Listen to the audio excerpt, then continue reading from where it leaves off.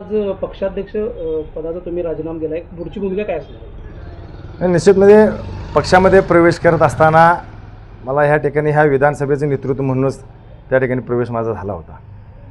पण गेल्या 5-7 वर्षाच्या काळामध्ये निश्चितपणे त्या पद्धतीचं कुठलंही योगदान मला मिळालेलं नाही.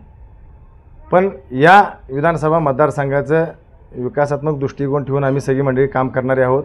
याच्यापूर्वी केलेलं आहे आणि इथून पुढच्या काळामध्ये मला ते करायचं आहे. निश्चितपणे आज मी या ठिकाणी भारतीय जनता पार्टीचा जिल्हा अध्यक्ष म्हणून माझ्या पदाचा राजीनामा मी दिलेला आहे. येत्या काळामध्ये जो एक चांगला पर्याय माझ्या सर्व गटातील पक्षातील कार्यकर्त्यांच्याबरोबर चर्चा करून लवकरच मी त्या संदर्भातला निर्णय मी घेणार आहे. राधानगरी भुदरगडमध्ये विद्यमान महायुतीचेच आमदार आहेत.